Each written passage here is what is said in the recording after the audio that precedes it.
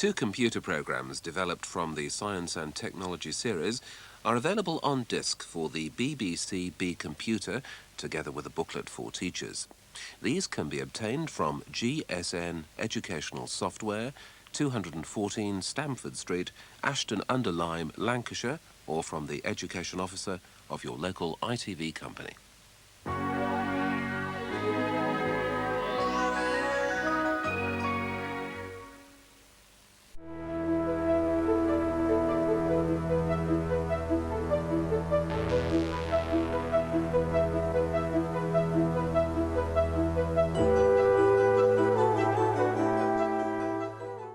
Countryside, we live in cities or towns.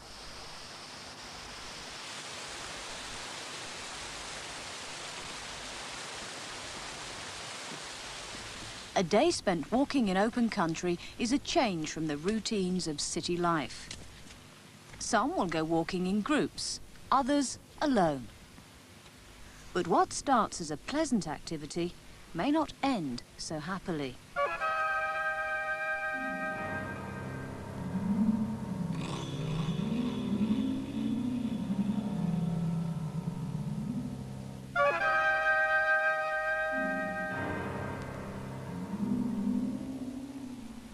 A few people every year will get into difficulties. They'll get lost, or too cold to move, or injure themselves.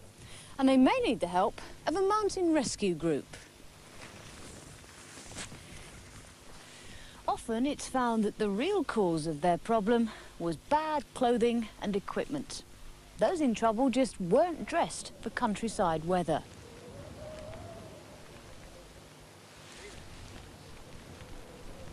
The question is, what should we wear? And what should we have with us in cases of emergency? In hilly countryside, weather can change extremely quickly. What starts as a warm day can end with cloud and freezing rain. Winds can be biting cold.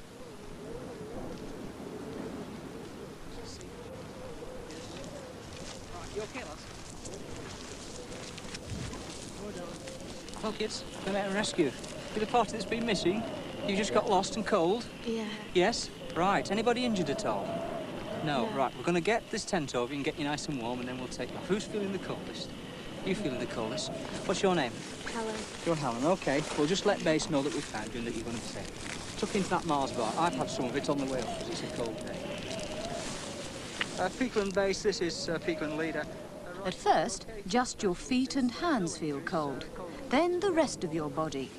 You shiver, the teeth chatter, and as the temperature continues to fall, you become hypothermic, too cold to know or to care what's going on.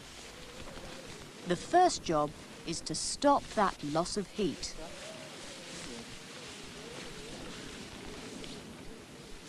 A windproof tent keeps out the chilling winds. Gradually, the air temperature starts to rise with the heat energy from all those bodies inside the tent. Let's fasten this round, you know. A thick layer of insulation stops any further loss of heat energy. The body temperature stops falling. Okay. Above all, countryside clothing needs to provide heat insulation. But what clothes will do that?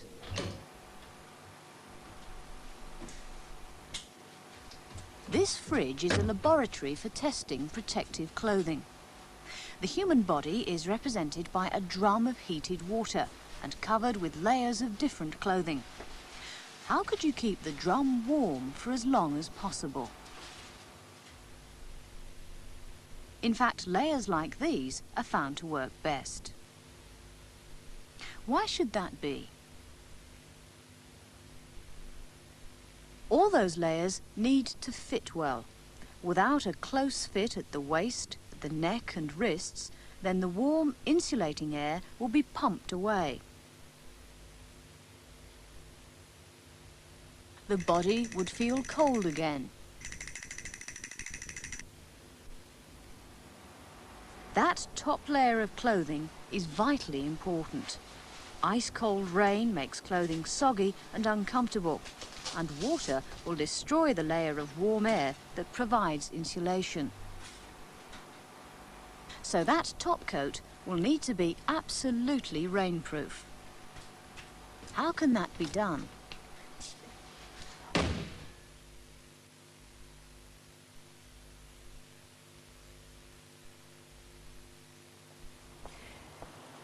Anoraks are cut from rolls of material and sewn together to the correct shape and size. That material may have been woven from cotton threads or from nylon. Nylon materials and most cottons are not by themselves waterproof.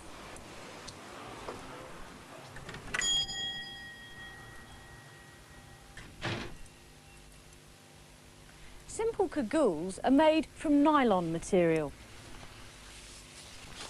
The waterproofing comes from a polymer, a plastic layer that's joined to the material. The nylon itself has been woven to produce a crisscross of threads. Water can pass through. A plastic layer bonded to the nylon makes a waterproof material. This type of jacket is made with cotton. The cotton threads are spread with wax. Wax fills the holes in the woven cotton to produce a waterproof material. The jacket will need re-waxing from time to time to keep it waterproof. Expensive jackets like this one are made with layers of nylon material. Sandwiched between the nylon layers is a middle layer of polymer. It's that middle layer that keeps the whole jacket waterproof.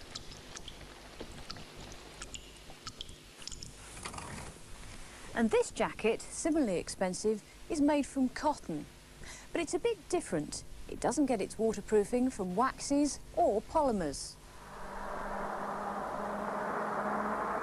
Many of those Second World War flyers who crashed into the sea died from the effects of cold and wet long before they could be rescued.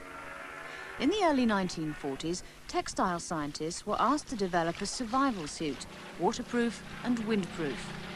The fibre they chose was cotton. Cotton threads are made from the mass of fluffy fibres that surround cotton seeds. Those fibres can vary in length from only a few millimetres to several centimetres. Only the longer fibres were used for the making of survival suits. But how can those fibres be turned into threads? The first requirement is to tease out the fibres, separate them from the mass, and at the same time remove the plant debris, seed and leaf stalk, etc. The material then goes onto carding, which teases the fibres out and produces a web virtually of single fibre thickness. This web is then taken and combed, which opens the fibres and arranges them into a parallel mass. This parallel mass is then fed to the spinning frame, which draws the fibres out and at the same time inserts twist to produce a thread. So, from fibres only a few centimetres long come huge lengths of cotton thread. And because the cotton itself is produced naturally by plants and not made in a factory, those threads will vary just slightly in thickness. This machine is measuring the number of thick and thin sections along a thread. Survival suits were made from threads where there was very little variation in thickness. The threads get their strength from twisting fibres together. When untwisted, the thread falls apart. This machine is measuring the number of twists in a length of cotton. Threads for survival suits were called soft threads. They didn't have as many twists in them as usual.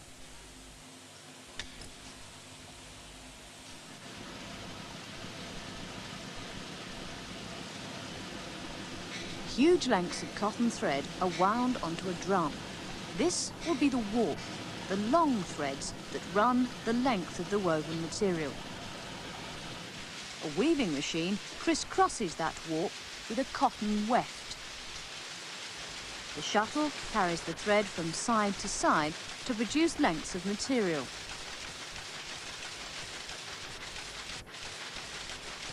Those soft cotton threads woven tightly produce ventile, the cotton material first made in the 1940s for survival suits. In water, the soft threads absorb moisture and expand, closing the small gaps in the weave. Those swollen threads form a waterproof barrier. Ventile cotton is still used to make protective clothing, including survival suits and anoraks. But how can it be compared with more modern materials that use nylon and layers of polymer?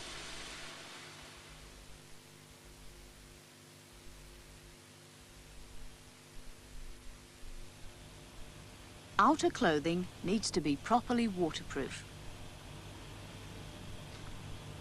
This machine is designed to compare the waterproofing of materials.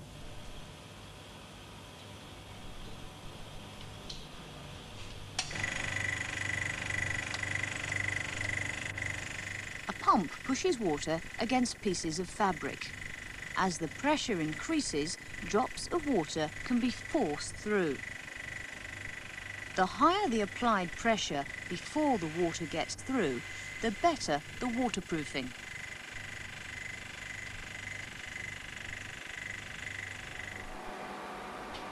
Efficient top jackets will also be windproof. Cold winds could blow away that layer of warm air close to the body. Insulation experiments will be repeated in the biting wind of an electric fan.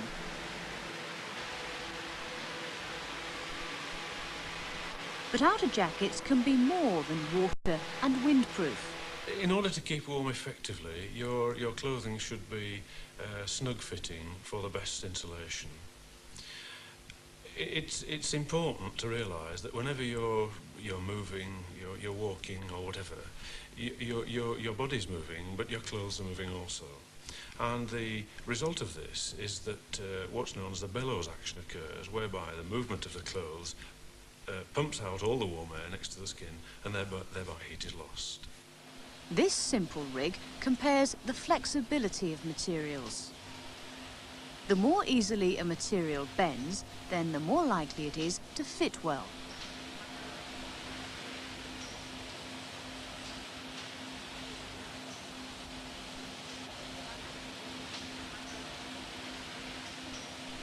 And there's another problem. The harder you work, the more you sweat. And this has to evaporate from your body, and this is a temperature controlling mechanism. Now, your clothing has to be such that this water vapour can pass through, but the rainwater is kept from the outside. Each of the 4 dishes contains water trapped by material. Some materials let water vapour escape. The dishes lose mass. Watertight materials trap both the water and the water vapour. The mass remains unchanged.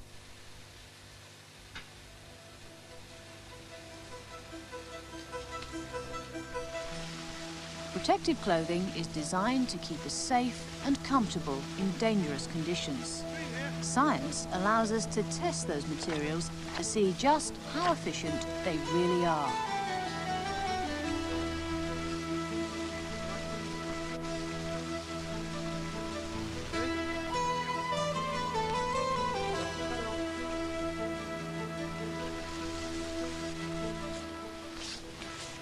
Countryside walking, you need good insulating clothing to keep the heat energy in, including a hat. And you need a waterproof top coat, an anorak or a cagoule. You need that clothing and some food, even in the summer. That way, you won't need the help of a rescue group.